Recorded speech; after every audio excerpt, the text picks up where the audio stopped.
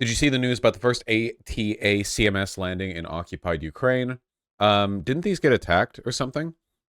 Did these or did these not? Oh, yeah, the reason these are special is because these are big missiles, and they have the ability to strike, like, Russian territory.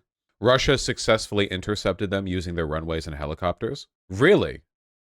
Wait, isn't the whole point of these things that they're supposed to be, like, away from the front lines?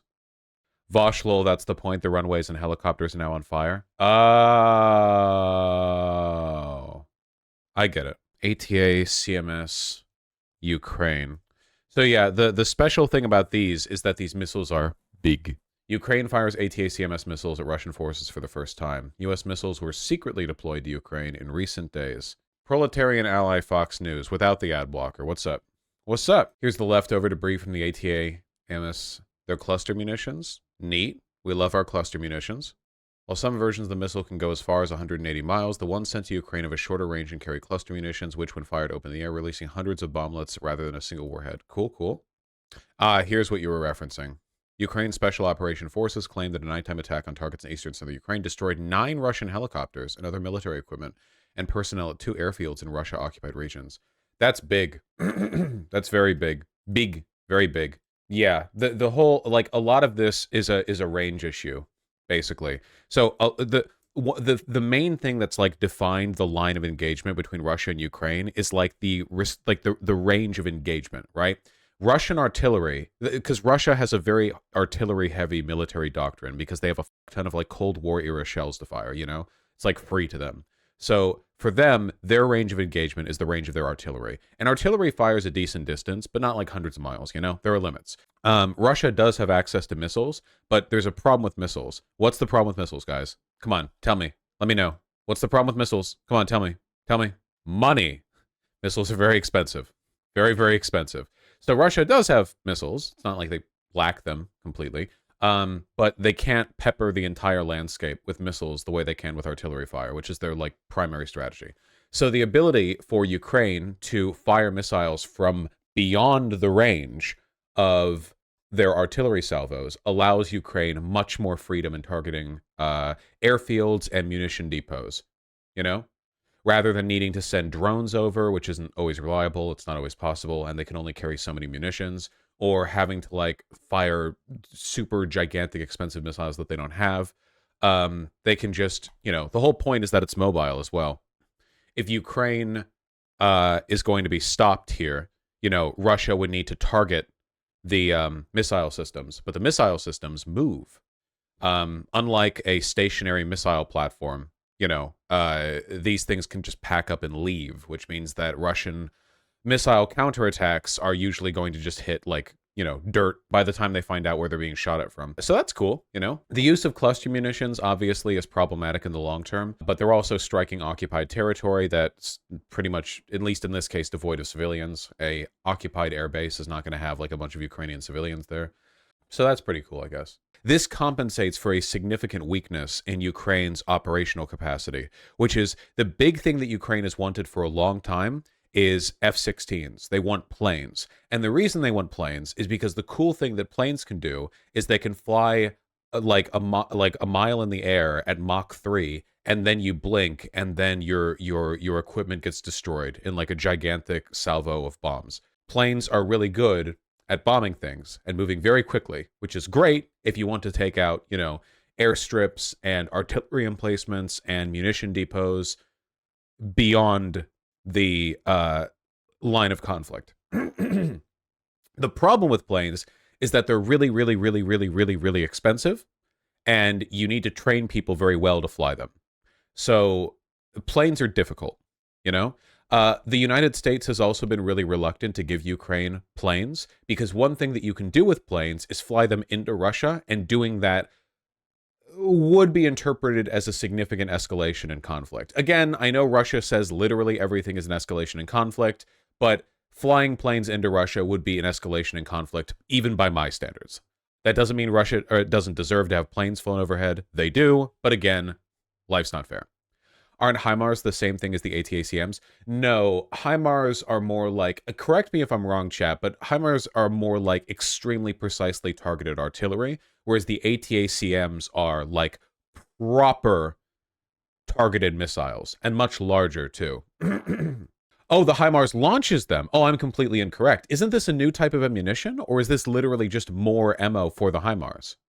I thought the HIMARS was firing different ammunition before.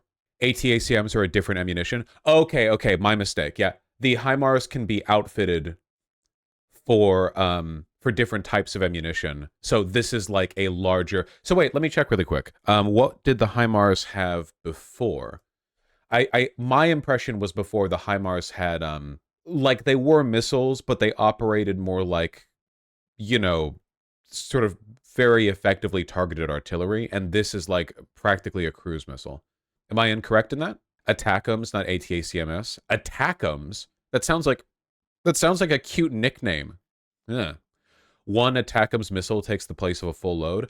Ah, okay. Oh, wow. So this is okay, that explains it. So this is an ATACMS missile being fired. That's the entire like carrying capacity of the truck.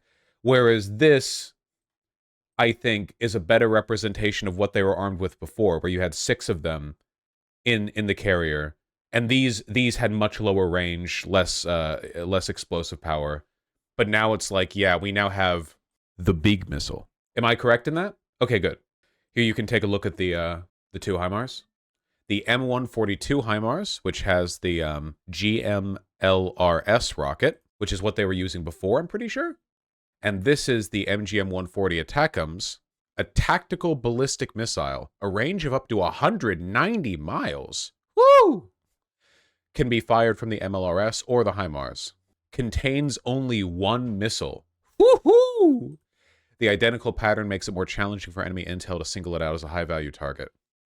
Okay, that's pretty cool.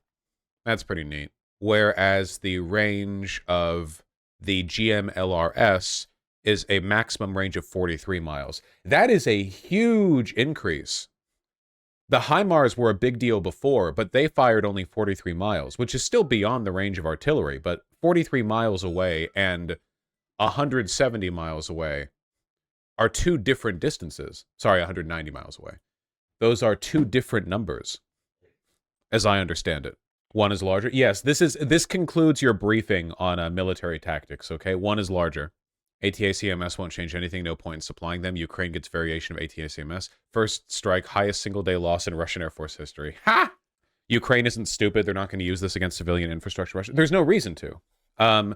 Again, the whole point of giving them super long-range munitions like this is now they have the ability to effectively target air bases, artillery positions, and munition depots. Mostly the first and last one, I'm guessing. Artillery can still be packed up and moved, but striking an air base is massive. Air bases are pretty much the most vulnerable military infrastructure that you have to build while conducting a ground invasion, because air bases, their runways stop working if any damage happens to them. A plane cannot take off from a runway if it's even a little bit.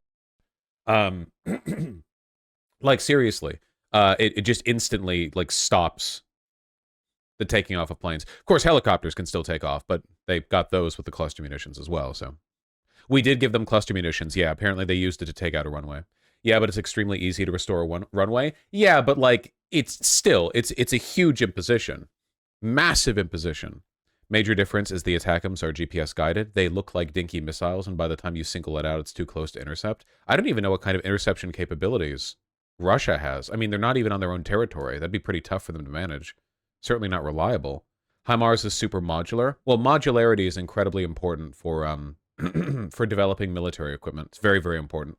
If repairing runways is so easy, why is Israel bombing Damascus and Aleppo airports basically daily? Well, because they hate life, basically. Anyway, yeah, it's very possible that the introduction of the ATACMS is going to massively change the nature of this conflict. 1 second. Live UA map Ukraine. Hold on. I guess Ukraine was unnecessary there. We should be able to see where the airstrike was. Was it here? M74 submission reported at Bears Airfield. No. Where was the airport strike? It would have been behind the front lines, right? It was that? Oh, it was that. I was right in the first guess. How lucky. Images of parts of the MGM-140A ATACMS Block 1 missile that reportedly hit Berdyansk airfield overnight. God damn, look at how big these things are. Excuse me. Sheesh. So they used cluster munitions, which means that this big casing would have just, like, broken apart and let all the bomblets out. So because it's cluster munitions, there would be a mostly undamaged, like, big sheath around the whole thing that gets preserved. This thing is, like, car-sized. I mean, not really car-sized, but it's pretty big. Somebody said in Crimea, have they struck Crimea already? Those missiles are from 1996 to 1997. They are older than half of chat. I have said this before. People really don't realize that the highly advanced, super technically advanced, like, equipment we've given Ukraine are 30 years old. Like, the modern shit the U.S. military has, where the next on-the-ground conflict we're getting involved in, we're going to have plasma weapons. You know, like, the super advanced shit we're giving out is really, really old to us. Wait, hold on. Where is the ruler? Can I get a ruler? Turn on polyline measure. There we go. So, from this airbase, no, from roughly around this airbase, range of, what was it, 190 miles? But that might be for the longest range variant of the thing. I think it'd probably be better to estimate like half that. It means that if this is the line of conflict right here, it basically means that every part of, how do I get rid of it? Stop. No more. Clear map. Fuck. It basically means that, every part of occupied Donbass and most of Crimea can be targeted with these missiles, even if they're using the lower range cluster munitions. Like, seriously, even the historically occupied part of the Donbass right here, right out here is to 90 miles. The full range of 190 miles is out to here. Pretty wild. I wonder if this means they just plain don't need planes anymore. You know? I mean, sure, they'd still like them, but this kind of shores up the major... Why does America have more advanced military tech than everywhere else? Google American discretionary military budget, and you'll find out why. Pretty incredible. I don't want to, like, overstate how good this is, because I don't want to pretend that I know more than I do. I'm, like, learning about this right now. But my understanding is that the biggest weakness of the Ukrainian military has been their inability to hit targets beyond, like, basic artillery range. That's why HIMARS was such a big deal, because it meant that you could now strike, like, past the range of Russian artillery, deeper into their territory. But this is an even bigger deal, because now they can strike basically anything in occupied Ukraine. And as a product of that, I guess this might have the potential to do incredible good. Like, this might be an actual game changer for the conflict, you know? Huh. Do you think they're going to hit the bridge again? They're going to, like, one more time just for good measure, but this time with, like, the biggest missile they can get? Hold on. Ah, it's just barely within range. Yeah, drive it right up here to the border. Triple tap it. Get it! Cluster won't break the bridge. Yeah, that's why we need the big bomb. The big reason it took so long to give them ATACMS is that the US was afraid of them using it to hit the Moscow area. I genuinely think the United States is really f***ed up in providing Ukraine aid. By drawing it out over so long and, like, hemming and hawing so much over Zelensky, like, attacking Moscow, I don't think anything Zelensky has done has given the indication that he would attack Moscow. Like, considering the extent of the invasion into Ukraine, Zelensky's rhetoric has been pretty restrained. Like, he could have been doing this full-on, like, blood for blood shit, you know, but he hasn't been, really. He's been pretty moderate and reasonable, and Zelensky knows that the nanosecond his troops cross into Russia, he loses the support of the Western world. Because the United States might be willing to give its equipment for use here, the United States will not let its equipment be used here. So... no, the U.S. only has 1,600 ATACMS. Yeah, but we've been using that excuse for ages. Like the whole, we don't want Zelensky to invade Russia thing. I don't think he's going to. Does the map indicate Russia has been pushed back, or are the red areas not what I think they are? The gray areas are parts that Russia used to control, but hasn't. For a long time now, Russia has been pushed away from the north. The conflict has been on the east and the south.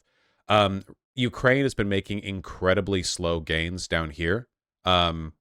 But the front has stalled for a while. It seems like the counteroffensive has been more difficult than initially hoped or anticipated, which makes sense. War isn't easy. Hopefully this will make a meaningful difference. Hi, Beetle. That's because Russians had time to build up massive defensive lines? Yeah. You remember Kursk, don't you? Whew. Side-by-side pictures of the same part of the same class of ship. One is owned by China, the other is owned by Russia. Is this like a non-credible defense post? Why is there a meme in the middle of this? Oh, I see. They're just covering a face. Holy shit, is this really? Oh no, is this real? I don't know enough about anything to verify this, but it would be very funny if this was real. That these are basically the same ship's internals, and this is what a Chinese internal looks like. And this is the Russian. That's Russia's aircraft carrier. That's grim. Same type, not the same model. I don't think there's any excuse for having your interior look like this. Isn't Russia's goal right now to hunker down and prolong the conflict long enough for the U.S. to lose interest and stop providing aid? Yeah, like mutual bleeding out is pretty much Russia's main goal here. However, I guess, you know, if these new missiles, if these ATACMS do their job, it's possible that Russia might lose the logistical and you know, sort of vehicular support necessary for them to maintain this, you know? A big thing is line of like logistics, right? Because no matter how many troops and fortifications you have down here, all of these guys need food, fuel, ammunition, and the like, right? So if you keep destroying munitions depots, if you keep destroying airports, you know, if you keep destroying roads and bridges and ways of getting them what they need, if you keep destroying depots, eventually, like, you can have 1 million soldiers down here in occupied Ukraine, and it wouldn't make a difference. Like, they'll have to run or they'll starve. So, you know, lots of suffering. Lots of suffering. Guys, I love you guys, but please stop with the link spam. You guys are doing it all the time now. You're doing it during other segments. Like, why? Why would you think, like, I'm mid-talking about one thing, but then I want you to, like, link another? It's distracting. Don't do that, unironically. That's all I've been doing, Beetle Moses. Yeah. Seems like you ended the convo. I don't like it when I end a thing, and then instead of talking about the segment that we just did, it's just a bunch of people linking to get me on the next segment. Like, come on. Think about how I feel. Come on. Can we send ATACMS to Fatah? We can send ATACMS to Hamas and secure freedom for the Palestinian people, of course. That's the next big step for of anti-imperialism from Biden. 5D chess. All right.